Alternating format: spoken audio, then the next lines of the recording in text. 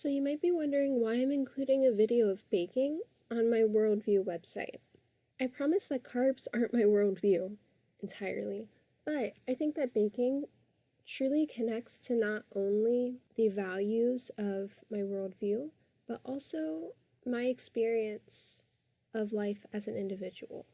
I officially got into baking when I was about 8 or 9 years old when I entered a sugar cookie contest in the state fair and got 7th place. I know, very impressive in the presence of a star from an early age, you can tell. But I really became influenced by the fact that my parents were always in the kitchen. Yes, sometimes when we bake birthday cakes, we would use the Duncan Hines cake mix, but oftentimes there was a lot of scratch baking, if not homemade recipes altogether.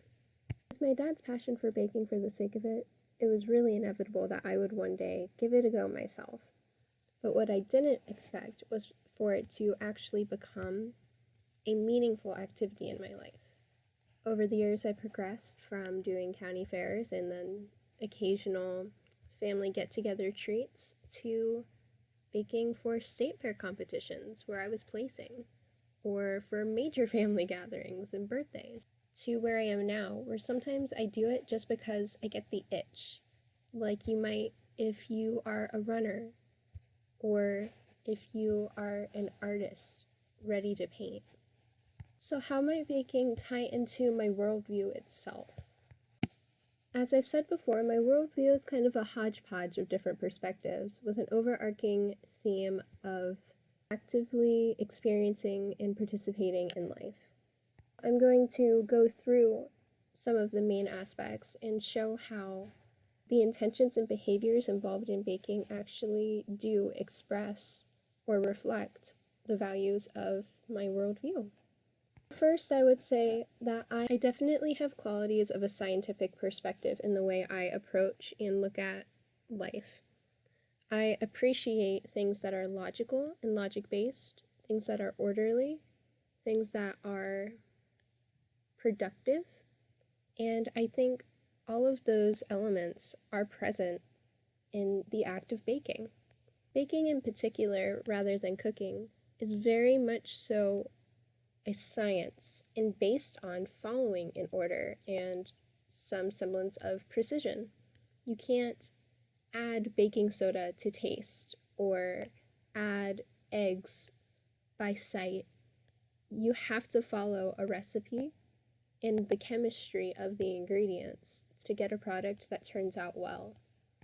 When you look at a recipe, it's hardly different from a lab procedure. Step-by-step instructions, a layout of materials, descriptions of the anticipated results, and notes of possible errors.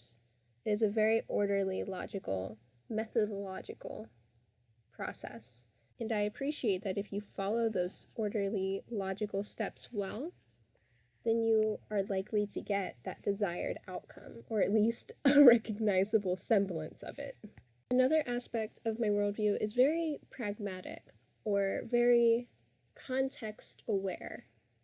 And I think that shows up in baking too.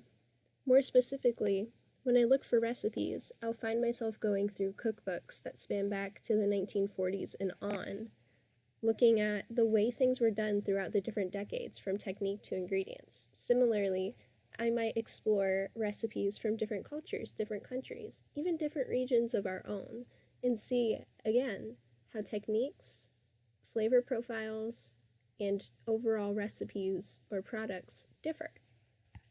I recognize that there are ways of living so entirely different from my own, and baking gives me a medium to explore those different perspectives in a way.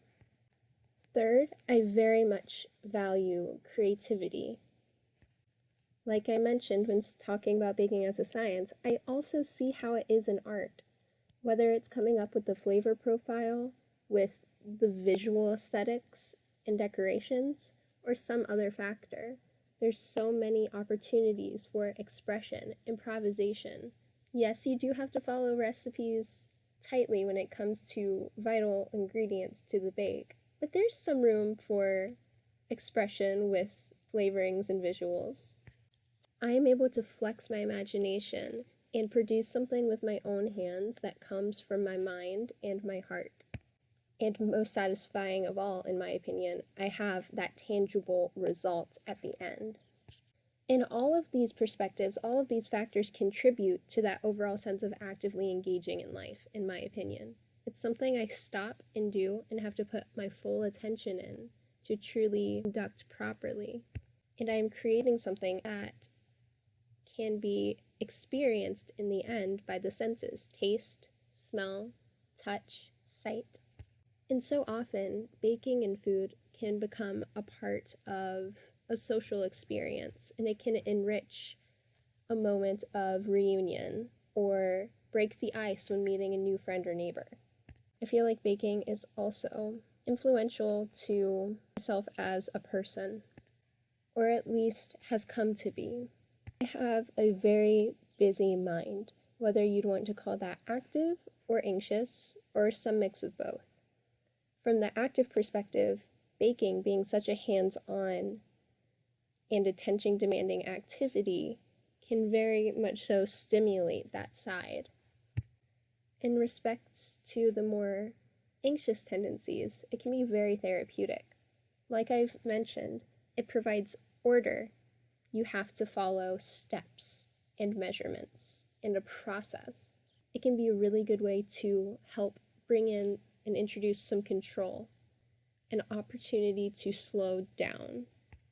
It can also provide a sense of productivity because I've created something that will feed people, that will make people happy, that people can enjoy, that I can enjoy. It can just serve as a break that can be very beneficial to my mind. Also, it brings a sense of productivity. I can create something that I can give to people. And with seemingly endless possible recipes or products to create and try out, there's always something new that I can challenge myself with. And when I try something new and it works out, like I am in this video, it's really satisfying. So maybe it's not apparent initially how baking can play into the worldview I've been describing, but I hope this description allows you to see how ingrained in my perspectives it actually is, and how beneficial and relevant it is to me.